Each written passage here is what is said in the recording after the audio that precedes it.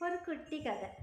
ஒரு கம்பெனி இருக்கு. அந்த கம்பெனில வந்து அந்த நாள் மீட்டிங் நடக்குது. டெய்லி ரிப்போர்ட் ஓகேவா? சேல்ஸ் டீமோட ரிப்போர்ட் சப்மிட் பண்ணணும். எண்ட் ஆஃப் த டே. அப்போ லைனா வந்து எம்ப்ளாயீஸ்லாம் நிக்கிறாங்க. அப்போ மேனேஜர் வந்து கேட்குறாராம்.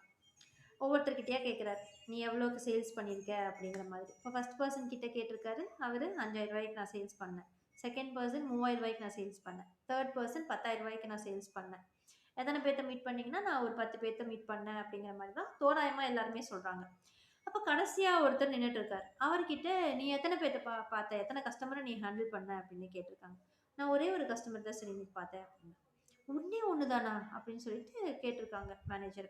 "ஆமா சார். ஒண்ணே ஒண்ணு தான்." "சரி எவ்வளோப்பா சேல்ஸ் பண்ண?" அப்படின்னா, "சார் நான் 1,00,000 சேல்ஸ் பண்ணிட்டேன் சார்" அப்படின்னா.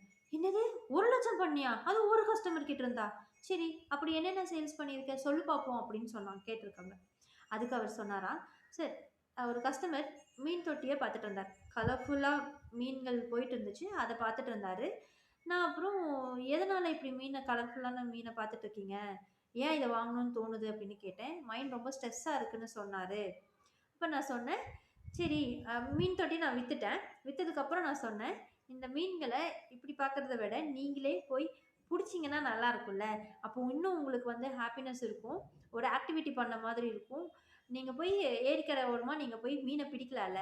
அப்படின்னு சொல்லிட்டு ஒரு தூண்டில வித்திருக்கான். தூண்டில வித்ததுக்கப்புறம், சார் நீங்க கரையோரமா நின்னு பிடிக்கிறத விட, ஒரு போட் எடுத்துட்டு அந்த ஏரி ஃபுல்லா சுத்தி இயற்கைய ரசிச்சுட்டே போனீங்கன்னா, இன்னும் உங்க மைண்ட் வந்து ஃப்ரீ ஆகும். ரிலாக்ஸ் ஆவீங்க.